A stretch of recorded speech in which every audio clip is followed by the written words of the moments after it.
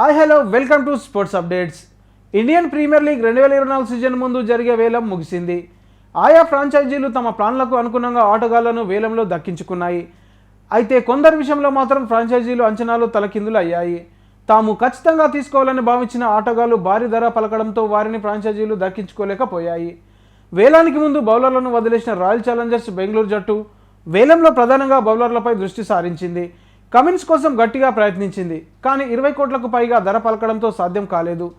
Stark విషయంలోనూ అదే జరిగింది. శివం మావి కోసం కూడా పోరాడినా చివరకు దక్కించుకోలేకపోయింది. చివరకు వెస్టిండీస్ బౌలర్ అలర్జీ జోసెఫ్ 11.5 కోట్లు, ఫెర్గుసన్ 2 కోట్లు, ఎస్ దయాల్ 5 కోట్లు దక్కించుకుంది. దీంతో team India star pacer Mohammed Siraj వీరందరితో కలిసి ఆర్సీబీ బౌలింగ్ యూనిట్ను నడిపించనున్నాడు. ప్రస్తుతం దక్షిణాఫ్రికా పర్యటనలో ఉన్న మహమ్మద్ సిరాజ్ సోషల్ మీడియాలో చేసిన పోస్టు నెట్టింట వైరల్గా మారింది.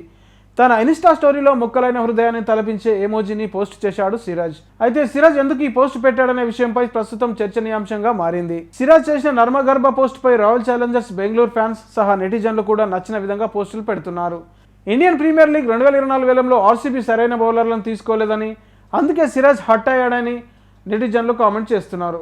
ముఖ్యంగా అలర్జీ జోసెఫ్ను 11.5 కోట్లు వెచ్చించి తీసుకోవడం సిరాజ్కు నచ్చలేదని ఊహాగానాలు వినిపిస్తున్నాయి. మరికొందరైతే సిరాజ్ వ్యక్తిగత జీవితంలో ఏదో సంఘటన జరిగి ఉంటుందని, అందుకే ఇలా పోస్టులు పెడుతున్నాడని పేర్కొంటున్నారు.